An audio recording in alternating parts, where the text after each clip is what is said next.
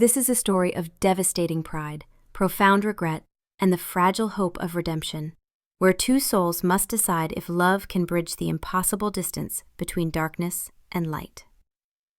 It was a cold that had nothing to do with the air, and everything to do with the absolute stillness of a world drained of life.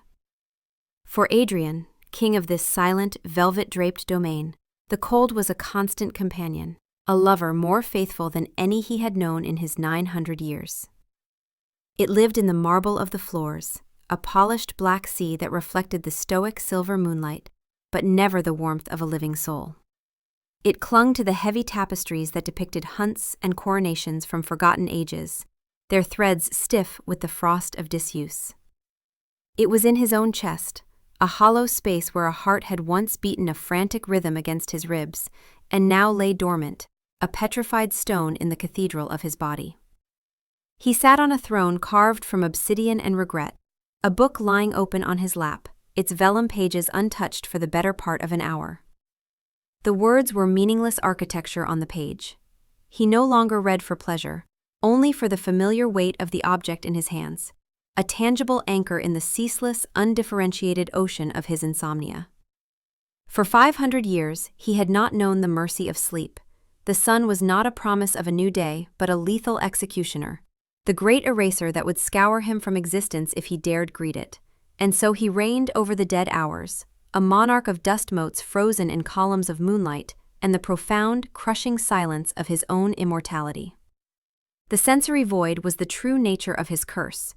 He could remember the taste of wine, the sharp, bright burst of summer grapes on his tongue, the warm trail it left down his throat. Now it was merely a cold liquid, its complexity lost on a palate that could only register temperature and texture. Food was ash, music a series of sterile vibrations, the scent of a blooming rose a phantom memory his mind projected onto a scentless reality. His world was a grayscale photograph of a life he had once lived in vibrant, chaotic color, all except for the scent of human life. That alone could pierce his deadened senses, a cruel reminder of what he had lost, a torment that made the hunger both worse and strangely necessary. And then there was Rosalind. She was a splash of defiant color in his monochrome existence. From his throne in the great hall, he could see the light from the library, a warm, golden rectangle painted on the opposing wall. That was her space. He had brought her here 6 months ago, a promising young scholar of ancient languages, to translate a series of crumbling texts that had baffled his kind for centuries. It had been a practical decision, or so he had told himself. But the truth was, he had been drawn to the sheer, unbridled life that radiated from her. He could feel her, even from this distance. She was a hearth fire in the dead of winter, a thermal anomaly in his perfectly chilled world. Her presence was a constant, low-frequency hum against his senses, a disturbance in the stillness he had cultivated for so long. He rose, the sound of his boots on the marble a lonely, echoing report, and moved toward the light.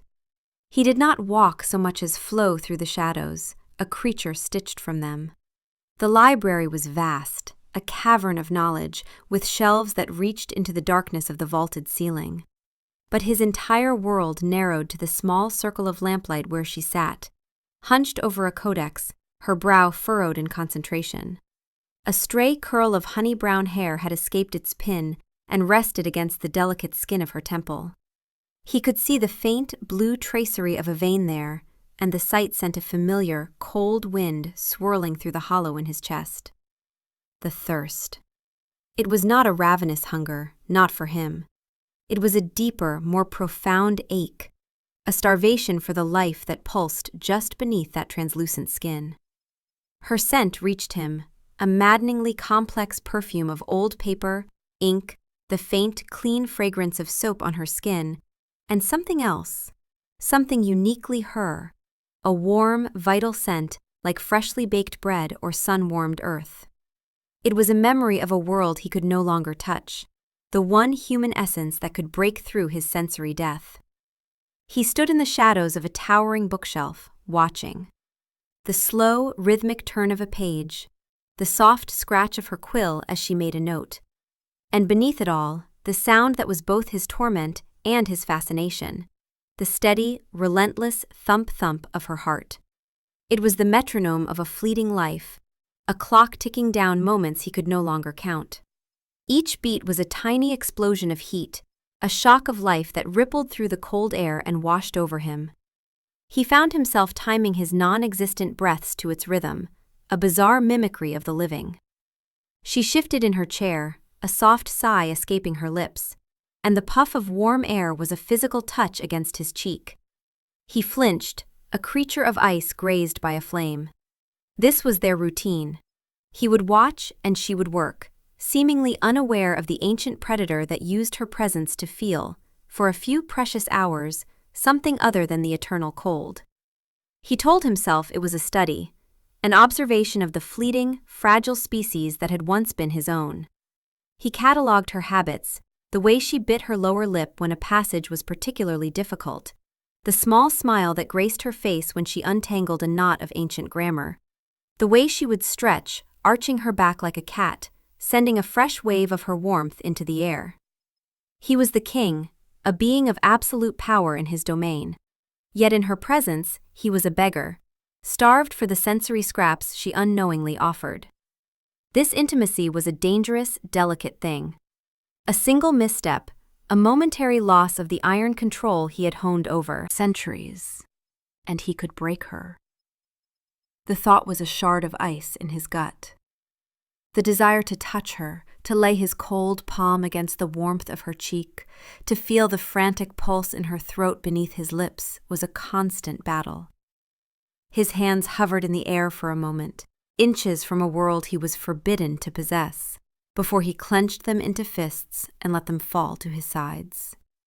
He was a god in this castle, and she was the one thing he was terrified of breaking. This fragile, brilliant, warm creature was an agony he willingly endured, night after night, because the alternative, the absolute, unbroken cold, was so much worse. The great doors of the hall groaned open, a sound like the shifting of tectonic plates, and Adrian's brothers swept in on a draught of colder, wilder air. Lucian and Valerius were cut from the same ancient stone as he, but where Adrian's immortality had settled into a weary, glacial stillness, theirs had sharpened into a predatory restlessness.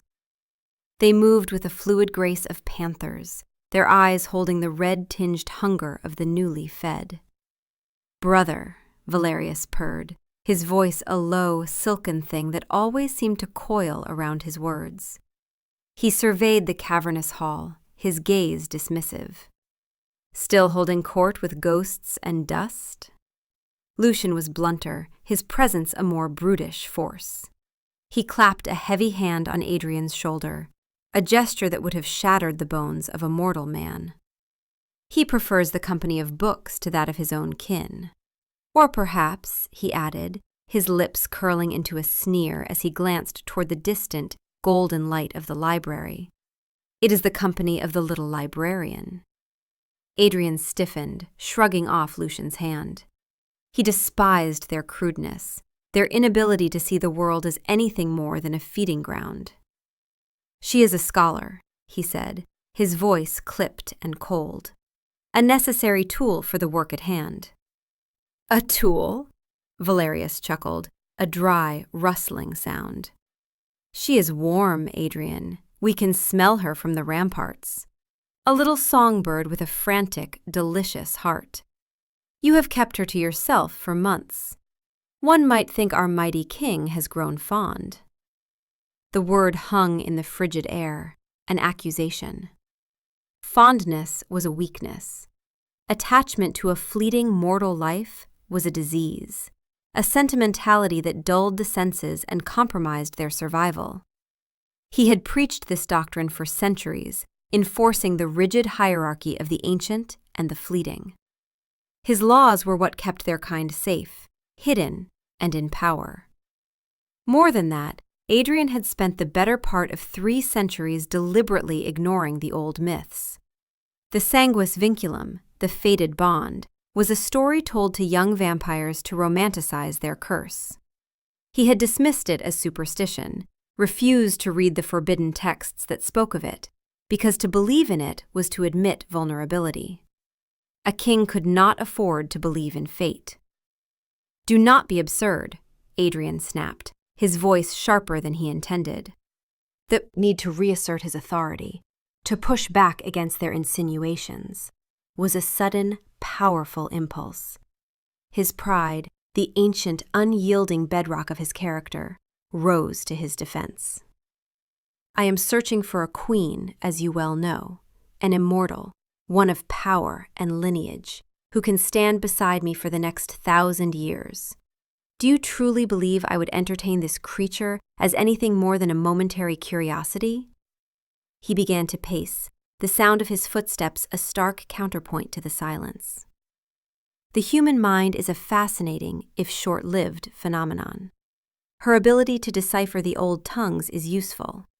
Watching her work is an exercise, a study in the fragile mechanics of a mortal life. "An exercise?" Lucian pressed, his eyes gleaming with malicious enjoyment. He loved to see Adrian's composure crack. Adrian stopped, turning to face them. The full weight of his kingship settled over him, a mantle of ice and shadow. He let the lie form, a cold, perfect thing, designed to end their questions and reinforce the unbridgeable chasm between himself and Roslyn. "She is practice," he said, the words falling like chips of ice into the silence. "Nothing more. A way to study the nuances of interaction, to sharpen my own understanding before I find a worthy consort. She is a diversion, a fleeting warmth to pass the dead hours.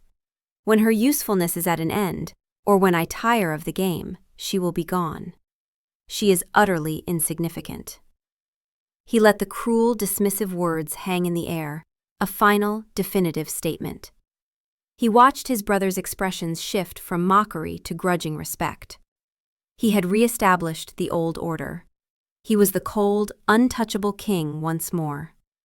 A flicker of triumph went through him, but it was followed by a strange, sour taste, like ashes on the tongue. In the long, shadowed corridor that connected the library to the great hall, Roslyn stood frozen. She had been on her way to ask Adrian about a peculiar sigil, her mind buzzing with the thrill of a potential breakthrough. The codex was in her hand, its weight forgotten. She had heard the doors, the new voices, and had paused, not wanting to intrude on what seemed to be a private family matter. She stood in the deepest part of the shadows, a place where the moonlight did not reach. The conversation had drifted down the corridor, the strange, resonant acoustics of the ancient stone carrying every syllable with perfect clarity, as if the castle itself wanted her to hear. Practice.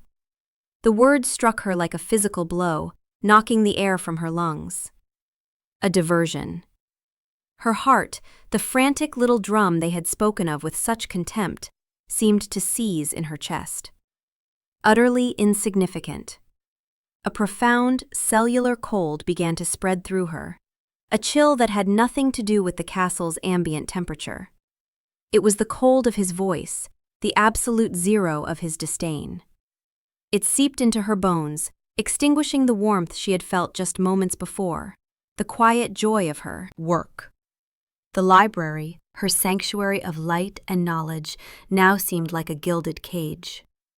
The king, the enigmatic, weary figure she had found herself increasingly drawn to, was a monster not of fang and claw, but of a cruelty so deep and casual it felt like a void. The vibrant, living world she had inhabited within these walls collapsed into grayscale, mirroring the one he truly lived in. The scent of old paper was now the smell of dust and decay. The golden lamplight felt sickly and thin. The rhythmic beat of her own heart was no longer a sign of life, but the panicked drumming of a trapped animal. She looked down at her hands, at the faint pulse beating in her wrist. A tool. An exercise. A thing to be used and discarded. She had been a fool. She had mistaken his quiet observation for interest, his moments of stillness for contemplation.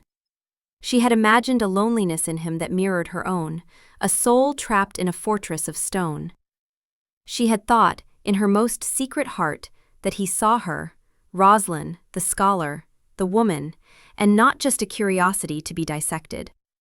He had never seen her at all. With a choked, silent sob that burned in her throat, she turned and fled back down the corridor, her soft-soled shoes making no sound on the marble. She was a ghost now, even to herself. The sound she was desperate to escape was the one inside her own chest, the frantic, terrified beat of a heart that had just been told it was worthless. The king's words were a brand on her soul, a litany of her own foolishness. Practice, diversion, insignificant.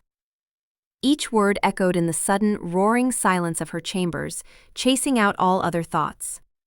The Gothic splendor of the room, which had once felt like a fairy tale, now seemed like the architecture of a prison. The heavy velvet curtains were funeral shrouds, the ornate, carved bed a sarcophagus. The cold of the stone walls seeped into her, a physical manifestation of the void he had opened inside her. She had to leave. The thought was not a choice, but a primal, biological imperative, the flight instinct of a prey animal that has finally understood the nature of its captor. To stay another night under this roof, breathing this air, would be to let his assessment of her become true. It would be to accept her own insignificance. Her hands trembled as she pulled a small leather satchel from the bottom of the wardrobe. She moved with a desperate, focused silence, every small sound amplified in her own ears. The rustle of fabric as she folded a spare blouse, the clink of a coin, the soft thud of a book, her own copy of a poetry anthology, a small piece of her life before this place. She worked by the thin, silver light of the moon, not daring to light a lamp, terrified that any flicker of warmth would betray her. The ticking clock on the mantelpiece, a gilded monstrosity gifted to her by the king, was no longer a comforting measure of time. It was a countdown to the dawn, her enemy. She had to be gone before the sun trapped him in the castle, before he could find her. What would he do if he found her? The thought sent a tremor of pure fear through her. Would he be angry that his practice had ended the session early? Would he simply dismiss her with the same cold indifference? Or would he, in a fit of pique, simply end her? She did not know, and the not knowing was a terror all its own. She scribbled a hasty note, not of farewell, but of finality. The initial translations are complete. I will finish the remaining work from my university and send the final documents within the month. It was a half-truth, but a necessary one. It gave her an official reason to be gone, a professional closing to a relationship that had been a grotesque lie. She left the note on top of the ancient codex on her desk, a final, clean break. Slipping out of her room was like escaping a tomb. The corridors were rivers of shadow, the silence so profound it felt like a pressure against her eardrums. Every statue seemed to watch her, their stone eyes filled with ancient judgment. She knew a side passage, one the servants used, that led down to the kitchens and then out into a small, walled garden. Her heart hammered against her ribs, a wild, panicked bird beating against a cage. The sound of it was deafening to her, and she was certain he could hear it from his throne, that he would come flowing out of the darkness to stop her. The night air in the garden was shockingly cold, but it was the cold of freedom. It tasted of damp earth and distant rain, a clean, living scent that was a world away from the sterile, dusty air of the castle.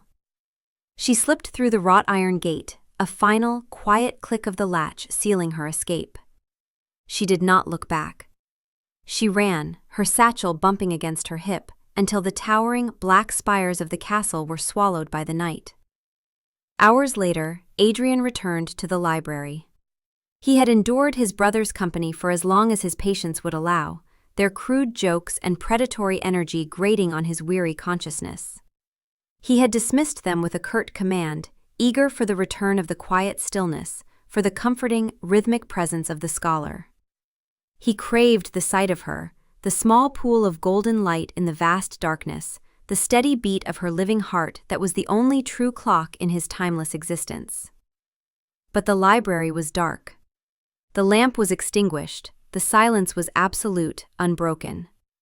It was the sterile, dead silence he had known for centuries, but now it felt different. It felt wrong. A flicker of annoyance went through him. Had she retired so early? It was unlike her. She often worked until the first, pale hints of dawn threatened the eastern sky. He moved through the darkness to her desk, his eyes easily adjusting to the gloom. The air was still warm where she had been sitting, a ghost of heat that his cold skin could feel with painful clarity. Her scent lingered, but it was already fading, dissipating into the cold. He saw the note, a pale rectangle on the dark leather of the codex. His long, pale fingers picked it up. The initial translations are complete. I will finish the remaining work from my university and send the final documents within the month.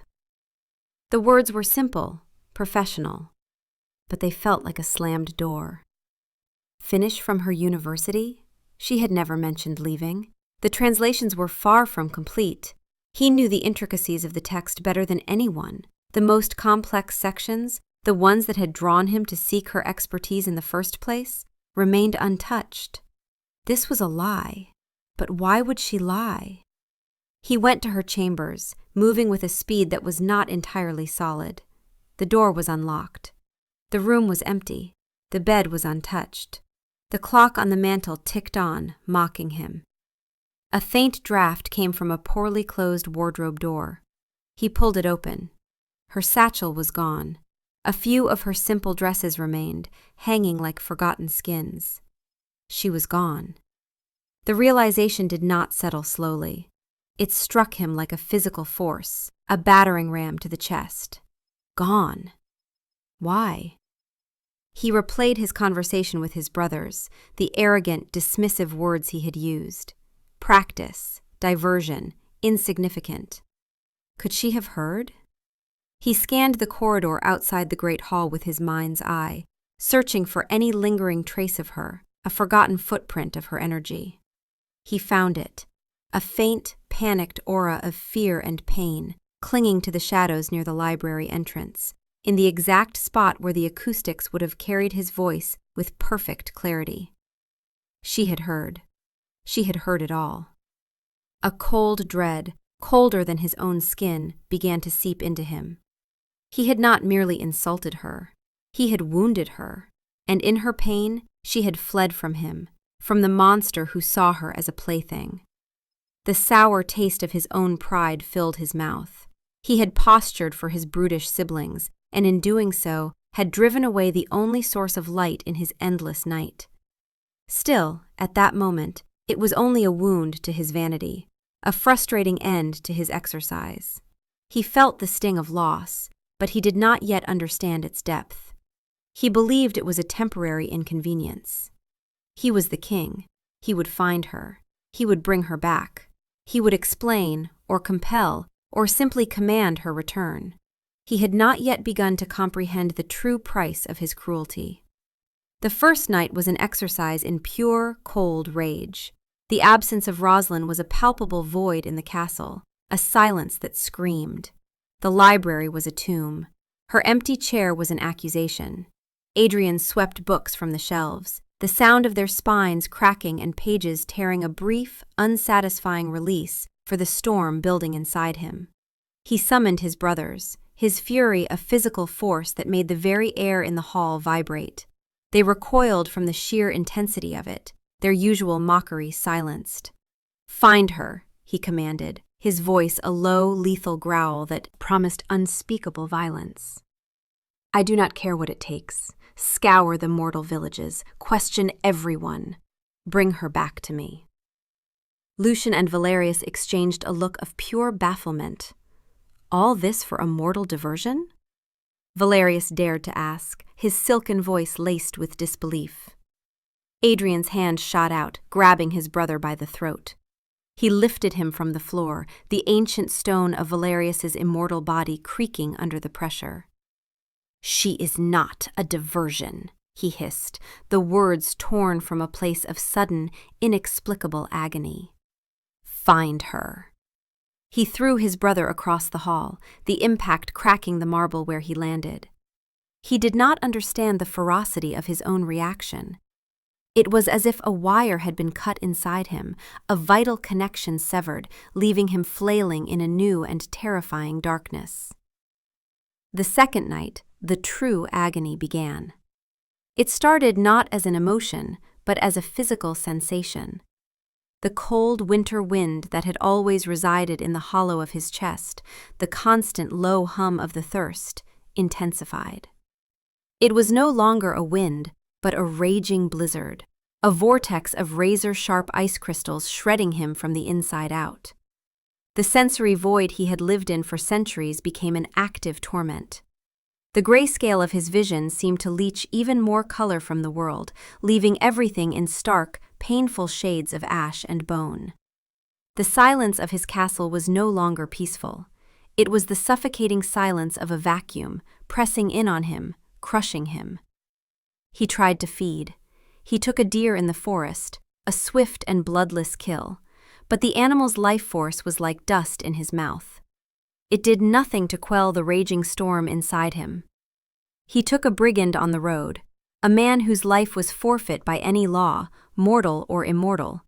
But the hot, terrified rush of the man's blood was an insult, a foul liquid that only made the internal blizzard rage harder. The thirst was no longer for blood.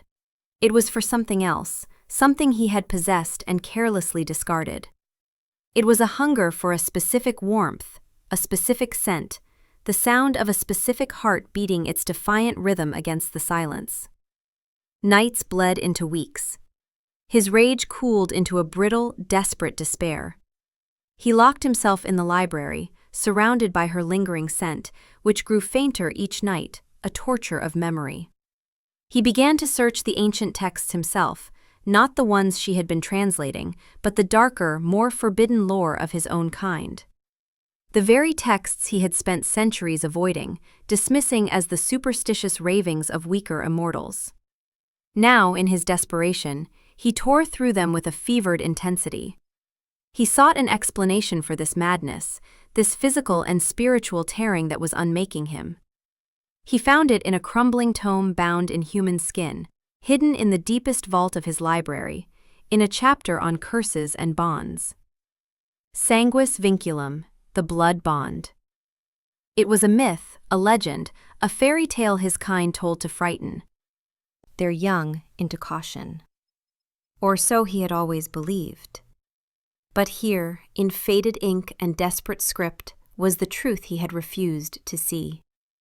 A fated, unbreakable connection between two souls, one that could only form once in an immortal's long life. It was described not as a romance, but as a fundamental realignment of an immortal's very being. The mate's presence becomes as necessary as blood, their life force a stabilizing anchor in the storm of eternity. The bond, the text warned, was often unrecognized by the immortal, who might mistake its profound pull for mere fascination or obsession. The final passage was written in a cramped, frantic script, as if by a hand trembling with horror.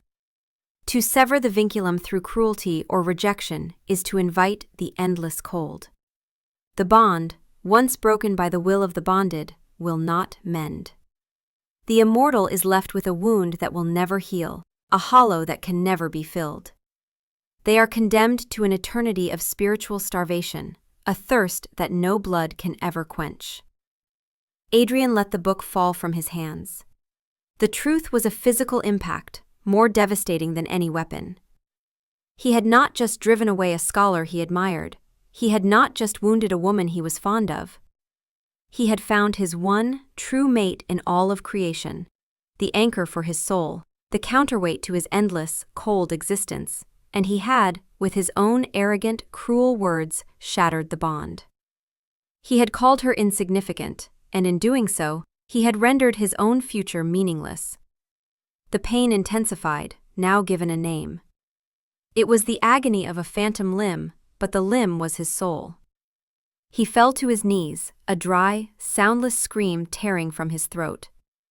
The blizzard inside him roared, and for the first time in 900 years, the Vampire King felt true fear. He had faced armies, rival immortals, the righteous fury of the sun itself. But this was an enemy he could not fight, it was himself. It was the eternal echo of his own colossal mistake. The pride that had been his armor for centuries was now revealed to be the very weapon that had destroyed him.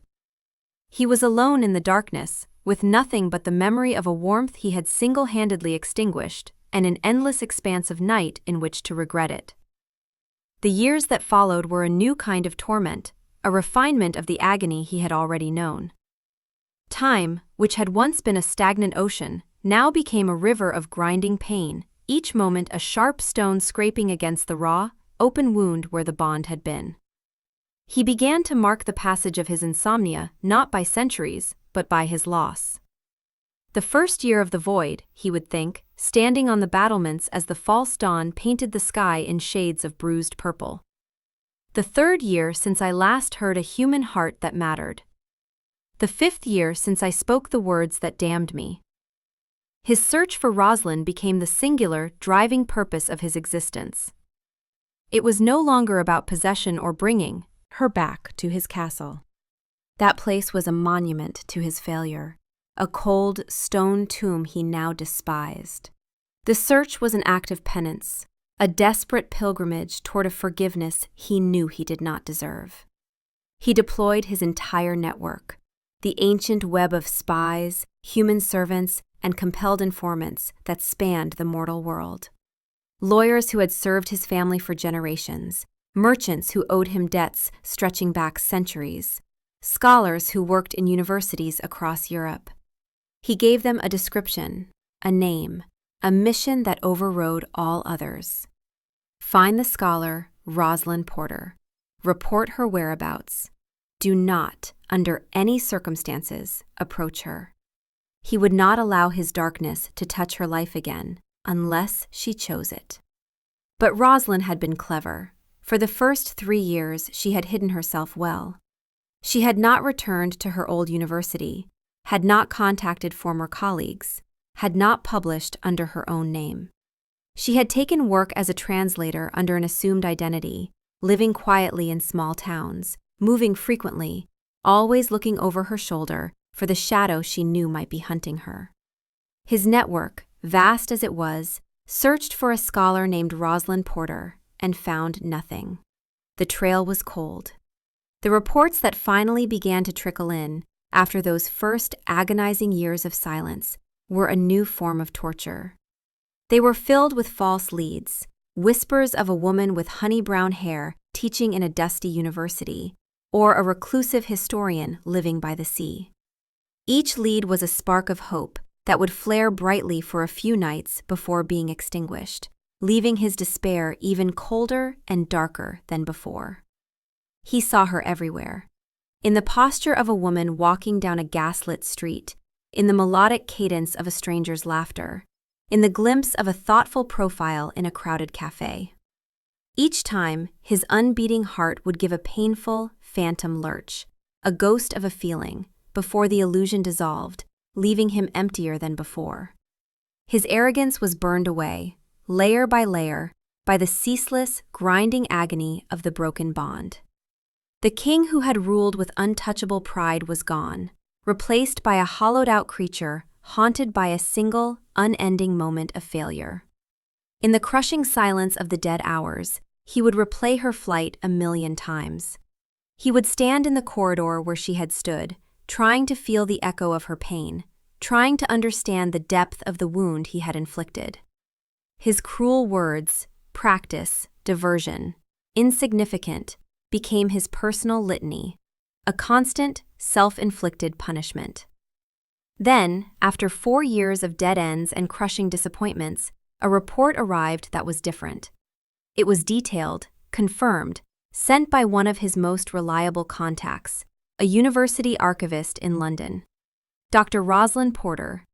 Not a frightened girl running from a monster, but a respected academic, a brilliant historian whose first book, a revolutionary analysis of pre-Roman dialects, the very subject she had been studying in his library, had been met with international acclaim. She had published it under her real name, stepping back into the light. She was no longer hiding. She was thriving. The book had been released just 6 months prior, which explained why his searches had found nothing for so long. She had spent 3.5 years in hiding, working in obscurity, completing her research using the knowledge she had gained in his library and her own formidable intellect. And then, finally confident in her work and perhaps her safety, she had emerged. The woman he had broken had rebuilt herself into a force to be reckoned with. Adrian obtained a copy of her book within hours. He held it in his cold hands, his fingers tracing her name on the cover, Dr. Rosalind Porter, as if the letters were a sacred script. He read it in a single sitting, devouring every word. Her prose was elegant, her arguments sharp and insightful. He saw in it the same fierce intelligence he had admired in the quiet scholar, now honed and confident, shared with the world. She had taken the fragments of knowledge from his library, the texts he had given her access to, and built upon them with her own brilliance. She had not stolen his work. She had completed her own. He began to follow her life from a distance, a ghost at the edges of her success. He obtained schedules of her guest lectures and speaking engagements. She was beloved by her students, respected by her peers. She had built a world for herself, a world of light, knowledge, and warmth. A world that had no place for a creature like him. The pain of the bond twisted into something new, a profound, aching awe. She had taken the pain he had given her and forged it into a shield, a sword, a new life. She had not simply survived his cruelty, she had triumphed over it. The quiet songbird he had so casually dismissed now had a voice that commanded the attention of the world's brightest minds. And he, the mighty king, was nothing more than a shadow, listening from the back of the room, a footnote in the story of her rise. He was a monster who had, in his own terrible way, witnessed the birth of a queen. And she reigned in a kingdom of sunlight he could never enter. 5 years. 5 years to the day since she had vanished. It had been 1,826 nights of the blizzard raging in his chest. A report came in that she was giving the keynote address at a symposium held at a grand old university in a city that pulsed with light and noise, a city she now called home. It was everything he despised, the chaotic thrum of mortal life, the ubiquitous glow of electricity that aped the sun, the press of warm bodies. It was her world, and he knew, with a certainty that settled deep in his hollow soul, that he had to see her. Not to reclaim her, not even to speak to her, but to witness, with his own eyes, the magnificent life he had almost destroyed. He stood in the deepest shadows at the back of the grand auditorium, a sliver of darkness in a sea of warmth and light. The air was thick with the scent of perfume, wool coats, and living, breathing humanity. It was an assault on his senses, a cacophony of life that made the thirst a sharp, physical pain behind his eyes. But he endured it. He had endured far worse. Then she walked onto the stage, and the chaotic noise of the world faded into a single, focused point. She was bathed in the warm, golden glow of the stage lights, and the sight of her stole the phantom breath from his lungs. She was more beautiful than he remembered, but it was not a simple, physical beauty. It was the radiance of confidence, of a life lived with purpose. She wore a simple, dark dress that made the warmth of her skin seem to glow. Her hair was swept up, revealing the elegant line of her throat, and the sight of the pulse beating there, steady, calm, confident, was a form of exquisite torment. She began to speak, and her voice, clear and resonant, filled the hall. It was the same voice that had once whispered questions about ancient texts in the hush of his library. But now it was imbued with an authority that captivated the hundreds of people in the room. She was witty, brilliant, passionate. She spoke of history not as a collection of dead facts, but as a living, breathing story. His history. She spoke of ages he had lived through, of kings he had known, of battles he had fought, and she did it with an insight and a human compassion that he, who had been there, had never possessed. He watched her, and the pain of the bond flared with an intensity that made him grip the velvet curtain beside him. But for the first time, it was mingled with something else. It was awe. It was a profound, selfless pride in what she had become. The quiet scholar he had treated as a pet was a force of nature. He had thought her a candle, a small, flickering light he could use to illuminate his darkness. He had been wrong. She was a star, and she had built her own sky to burn in. He saw the way the other academics on the panel looked at her, with respect, with admiration. He saw the way the students in the front rows leaned forward, hanging on her every word. She was not just respected, she was beloved. And in that moment, Adrian understood the true depth of his loss. He had not just lost a mate. He had lost the chance to stand in the light of this incredible, brilliant woman. He, the king of shadows, had been offered a glimpse of the sun, and he had been too blind, too arrogant, to do anything but cast it away. The blizzard in his chest raged, but now it was a storm of pure, undiluted regret. He was a relic, a creature of cold stone and forgotten ages. She was the living, breathing future. And she had built it entirely without him. When the lecture concluded, the auditorium erupted in thunderous applause.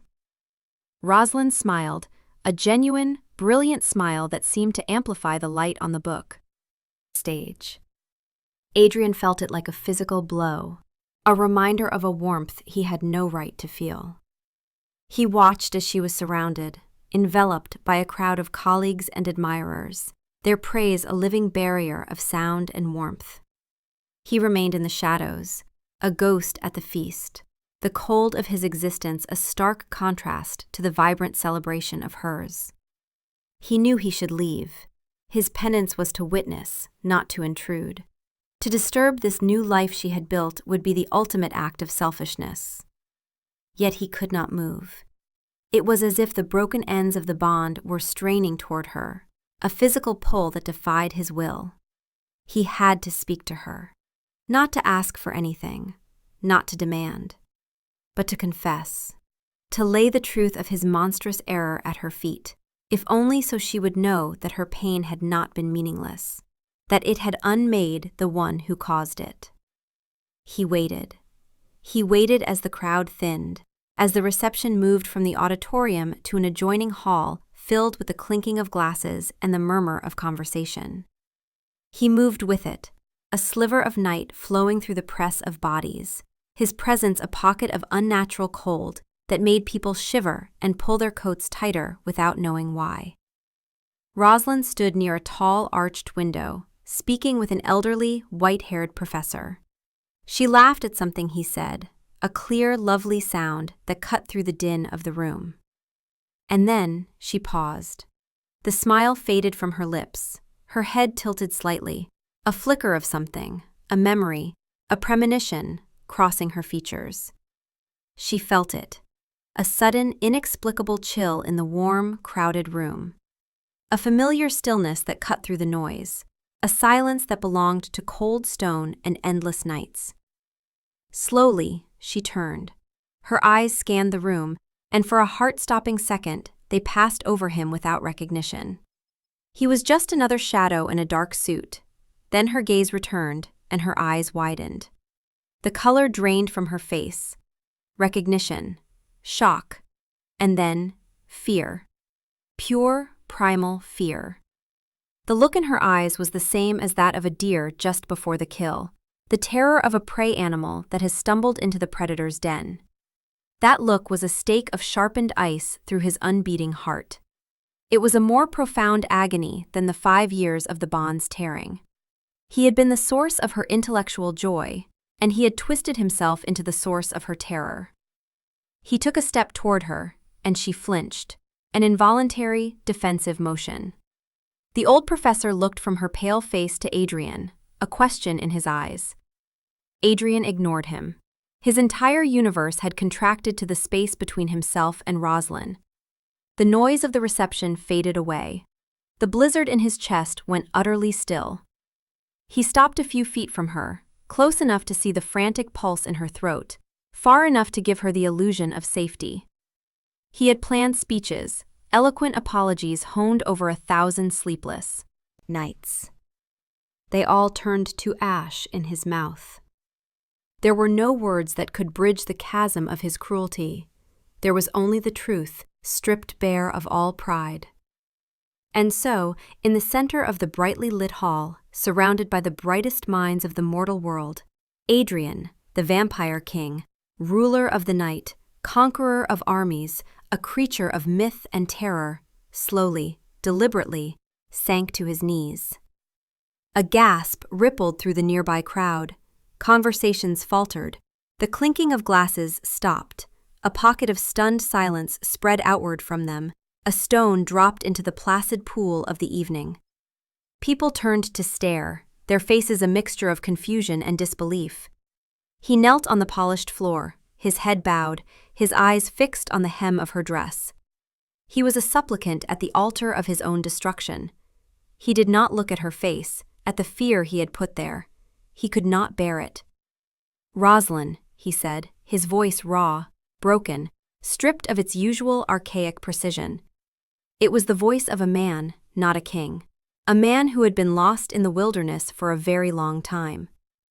"You were never practice," he began, the words tearing from him, each one a confession, an act of self-immolation. "That was a lie, born of pride and fear. A lie I told my brothers to hide a truth I was too arrogant to face myself."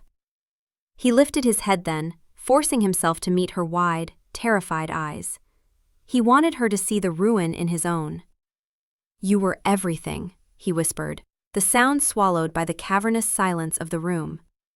"From the moment you walked into my library, you were the only living thing in my world. You were the sun, and I was a creature of darkness. Too blind and too proud to recognize the dawn when it broke in my own halls. I called you insignificant, and in doing so, revealed my own worthless soul." He took a shuddering, phantom breath. "I did not know of the bond, the sanguis vinculum. Our kind, we dismissed it as a myth. I spent centuries refusing to believe in it, because to believe was to admit I could be vulnerable. But it is real.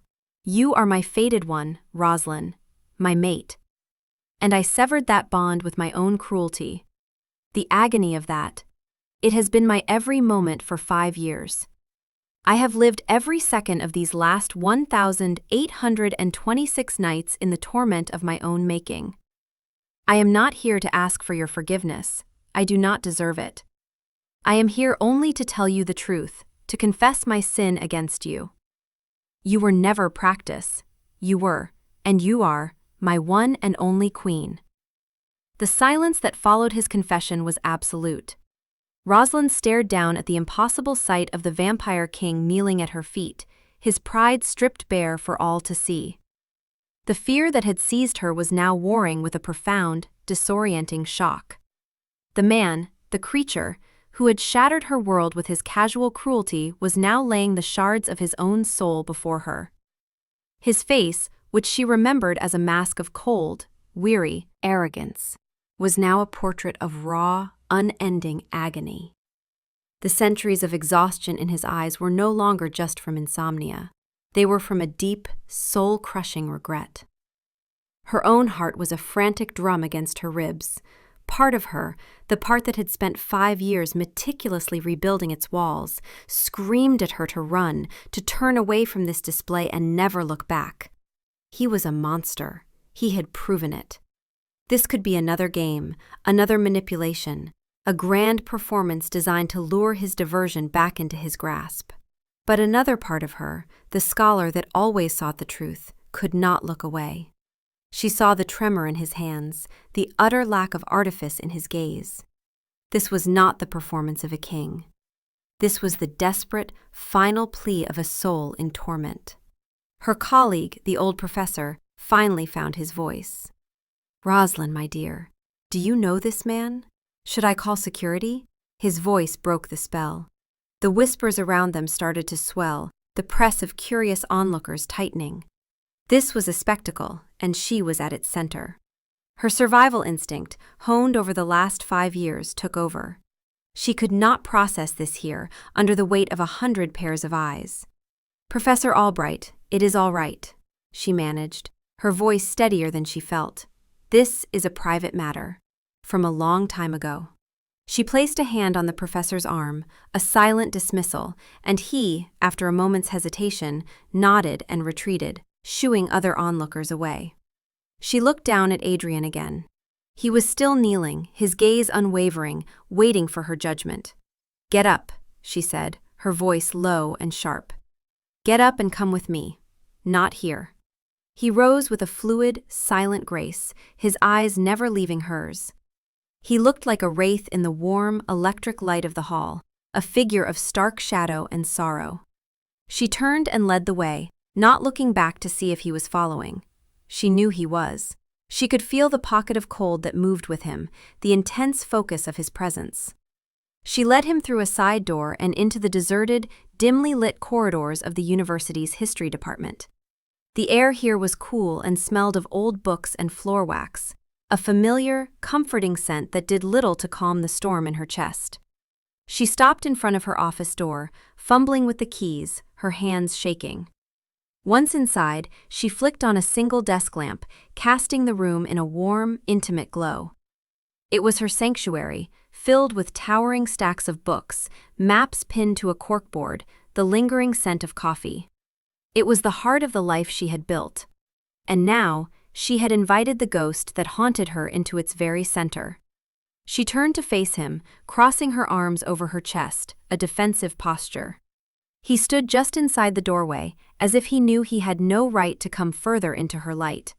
"A public apology," she began, her voice gaining strength, fueled by a righteous, 5-year-old anger. A grand, dramatic gesture. "Do you really think that erases anything? Do you think kneeling on a polished floor rebuilds what you shattered?" "No," he said simply. His voice was quiet, devoid of defense. "You broke me, Adrian," she continued, the words she had rehearsed in her darkest moments now spilling out. "Not just my heart. You broke my trust in the world, in myself. I left your castle that night feeling like I was less than human, like I was nothing but a thing to be observed and discarded. I had to rebuild myself from the ashes of the girl who was foolish enough to think a king could see her as more than a book. It took me years of work, of therapy, of learning to trust my own judgment again." She took a breath, her chest tight. "So you will forgive me if I do not fall into your arms just because you have discovered a convenient, mythical bond that explains your sudden remorse. You say you want to be in my life? Then you will do it on my terms, in my world. You will have no power here. You will not command, you will not compel. You will earn every single moment. You will prove it." He listened to every word, his expression unchanging, absorbing her anger like a stone absorbs the rain. When she was finished, a long silence stretched between them. "Name your terms," he said at last. "I will accept any of them." She stared at him, testing the absolute surrender in his voice. "All right," she said, a hard, reckless idea forming in her mind. "A test, a penance. My world is a world of light. The sun is my ally. It is what you fear most. You want to be near me? Then you will endure it." She walked to the window and looked out at the dark city, then pointed to a modest, red brick apartment building across the street. "I live there. On the 4th floor. It is filled with sunlight from dawn until dusk. You will find a place near me, a place where you can stand vigil. You will stay through the daylight hours. You will not flee to some deep, dark tomb miles away. You will remain, and you will feel the great eraser at the edges of your consciousness. You will feel what it is to be a creature of the night, trapped by the day. For my sake. That is your first test." She expected him to argue, to protest that the risk was too great. Instead, he simply inclined his head. "It will be done." The next night, he was there.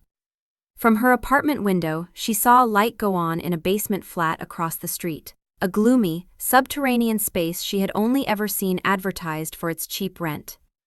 It was directly opposite her building. He had found his place. He had used one of his human lawyers, a man whose family had served his for generations, to secure the lease under a false name, paying a year's rent in advance in cash. The landlord, eager for such easy money, asked no questions. And so began the first stage of his penance. Every evening, as dusk fell, he would emerge, a shadow detaching itself from other shadows, and stand across the street, simply watching her lighted window. He never tried to approach, never tried to speak. He was just a fixed point of stillness in the bustling city night. And every morning, as the first, hated rays of sun touched the tops of the buildings, he would retreat into his basement darkness. Rosalind found herself watching him as much as he watched her. She would sit at her window, a book in her lap, and feel his gaze on her. It was not predatory, it was worshipful, a vigil. She could only imagine the agony of it for him. To be so close to the sun, the source of his ultimate destruction. To feel its life-giving energy as a constant, burning threat. It was a self-imposed torture, a daily crucifixion, and he did it without complaint. Night after night, week after week, he was proving his endurance, his commitment, with every sunrise he suffered through. The anger in her heart began to be eroded, slowly, by a grudging, disbelieving respect. He was doing exactly what she had asked. He was earning it. Adrian's second test was one of listening. Rosalind, still wary, still needing to see more than just silent endurance, sent him a message through a third party, a curtly worded email from a disposable account. My lecture on Carolingian manuscript illumination. Tuesday, 7 p.m., room 304. Be unseen. He was there, of course. She felt him the moment she walked into the lecture hall, a familiar drop in temperature in the back corner, a deepening of the shadows that no one else would notice. He was a ghost in the machine of her academic life. She delivered her lecture, her voice steady, her focus absolute. She spoke of history, of the patient work of long-dead monks, of the transmission of knowledge across centuries. And all the while, she was aware of him, the one being in existence who had actually lived through the eras she was merely describing. After the lecture, as students milled around her asking questions, she felt him slip away, as silent and unseen as he had arrived. This became a new pattern. She would send him the time and place of her public talks, and he would attend, a silent observer in the shadows. He listened to her dissect eras he had known, critique rulers he had advised, and analyze art he had seen when it was first created. One night, she spoke about the brutal social upheavals of the 14th century, focusing on the despair and loss of faith that followed the Black Death. She spoke with deep empathy for the human suffering, the fragility of life, the search for meaning in the face of random, catastrophic death. From her podium, she chanced a glance toward the back of the room. In the split second before he melted deeper into the shadows, she saw his face. And on it was not the cool detachment of an immortal observer, but a profound, resonant sorrow. He was not just hearing her words, he was reliving the memories, but this time, through the lens of her human compassion. He was learning to see his own long life not as a string of events, but as a tapestry of human, feeling he had always held himself above. He was learning from her. The turning point came on a cold, rainy night a month later. Rosalind was working late in her office, struggling with a difficult chapter for her new book. Exhaustion was a heavy weight on her shoulders, and the loneliness of her work pressed in on her. The rain lashed against the window pane, a dreary, percussive rhythm. Suddenly, a shape resolved itself out of the rain and darkness on the ledge outside her third-story window. It was Adrian. He did not try the window, did not make a sound. He simply stood there in the downpour, the water plastering his dark hair to his skull, his fine clothes soaked through. He looked like a drowned prince from a Gothic romance. Her heart leaped into her throat.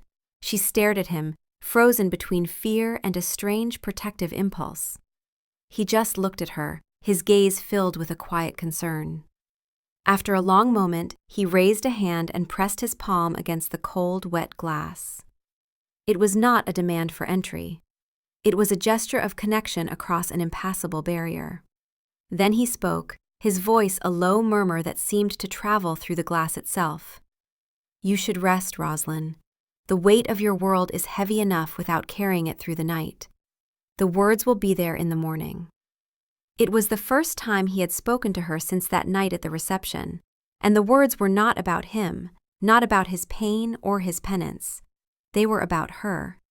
He saw her exhaustion. He was worried about her. It was a simple, selfless act of care. He was not the possessive king demanding her presence. He was a guardian, watching over her from the storm. He held her gaze for another moment, then nodded slightly and dissolved back into the rain and the night, leaving only a clear handprint on the glass. Roslyn stared at the spot where he had been, her breath fogging the pain. Something inside her, a wall she had not even known was still standing, began to crumble. The final proof came a week later, and it came not with supernatural force, but with human cunning. A rival academic, a bitter and ambitious man named Dr. Alistair Finch, had been trying to undermine Roslyn's work for months. He coveted her growing prestige and had begun a campaign of subtle plagiarism and professional sabotage. It escalated when he cornered her in a deserted library stacks, his frustration boiling over into aggression. He grabbed her arm, his voice a low, threatening hiss, demanding she withdraw her latest paper, which directly contradicted his own research. Roslyn, though frightened, stood her ground, her voice cold and steady as she told him to release her. But Finch was desperate, his face flushed with anger. Before he could do more, a quiet voice spoke from the end of the aisle. "I would advise you to let the lady go." It was Adrian. He had not appeared in a swirl of shadow or with a show of inhuman speed. He was just there, leaning against a bookshelf, looking, as though he had every right to be in a university library at 10 p.m. He was dressed in a simple, well-tailored suit, looking more like a visiting professor than a creature of the night.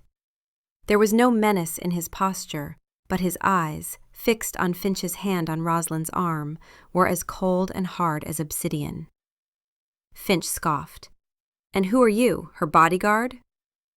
"I am a benefactor of this university," Adrian said smoothly, his voice calm and reasonable. "One with a keen interest in academic integrity. For instance, I have been reading your latest monograph on Visigothic legal codes. It is fascinating, especially the parts that bear a remarkable resemblance to an obscure German dissertation published in 1978. And your financial records, a man with your salary should not have such pressing gambling debts. It must be very stressful." The color drained from Finch's face. He released Roslyn's arm as if it were red hot. "I do not know what you are talking about," he stammered. "No?" Adrian pushed off the shelf and took a slow step forward. "Perhaps the university's ethics committee will. Or perhaps you will simply retract your recent, baseless challenges to Dr. Porter's work, issue a public apology for your overzealous behavior, and take that sabbatical you have been considering. A long one. Say, in a country with no extradition treaty." He did not raise his voice. He did not bear a fang. He dismantled the man with information, with quiet, surgical precision. He had used his immense resources and intellect, not his monstrous power. For weeks, Adrian had been monitoring Roslyn's professional life from the shadows, using his network to investigate anyone who posed a threat to her. When Finch's name had surfaced as a consistent antagonist, Adrian had compiled a dossier. He had protected her, not as a predator defending his territory, but as a king defending his realm, with strategy, justice, and an absolute, chilling authority. He had shown her that the king side of him was not just about brute force, but about a profound capacity for protection. Finch practically scrambled out of the library. Roslyn was left standing in the aisle, her heart still pounding, staring at Adrian. He had saved her, and he had done it within the rules of her world. He had proven he could be more than a monster. He had proven he could be her champion. "Thank you," she whispered, the words feeling inadequate. He simply inclined his head. "No one is permitted to harm you," he said, and it was not a threat, but a vow. A sacred, unbreakable promise. And in that moment, she finally, truly, believed him. That night, Rosalind did not go to her own apartment. She walked across the street and descended the stone steps to his basement flat. She knocked on the door. It opened instantly, as if he had been waiting just on the other side. He stood there, framed in the doorway, a figure of shadow against the dim light within. He looked surprised, hopeful, and terrified all at once. For a long moment, they just looked at each other. Then she stepped across the threshold. His apartment was stark, Spartan. A bed, a table, a single chair. The only decorations were books stacked neatly against one wall. It was the cell of a penitent monk. But the air was clean, and the oppressive cold of his castle was absent. It was simply a quiet, still space. "I believe you," she said, her voice soft in the silence. "I believe you are sorry. I believe you have changed." Relief washed over his features, so profound it was like watching a statue come to life. He looked, for the first time, like a man unburdened. "I want to try, Adrian," she continued, her voice trembling slightly. "I want to see what we could be." They talked for hours. As the city outside quieted and the dead hours took hold, he told her everything. He spoke of his centuries of loneliness, of the sensory void, of the wearying burden of an insomnia that never ended. He described the agony of the broken bond, the blizzard in his soul, with a raw vulnerability that left him completely exposed. He held nothing back. He gave her all the broken pieces of himself. She, in turn, told him of her life, of the quiet girl who found solace in books, of the woman who had to learn to be a warrior to survive the wound he had given her, of the joy she found in her work, in discovery, in sharing knowledge. She showed him the world she had built, not of stone and shadow, but of light and intellect. As the first, faint hint of dawn began to gray the sky, a tender melancholy filled the small room. Their time was almost up. "There is one last thing," Rosalind said, her heart beating a slow, steady rhythm. She had made her decision. This was not a surrender, it was a choice, an acceptance. "If we are to be this, if we are to truly be bound, then you must share my life. And I must share yours." She held out her arm, turning her wrist so the delicate blue veins were exposed. It was an offering of ultimate trust. The wrist was a symbol of choice, of a life willingly given. Adrian stared at her wrist, his eyes wide with a mixture of awe and disbelief. The thirst, the gnawing hunger that had been his constant companion, was present, but it was different now. It was not a ravenous need, but a deep, sacred longing for communion. "Rosalind," he breathed, his voice thick with emotion. "You do not have to." "I know," she said softly. "I want to."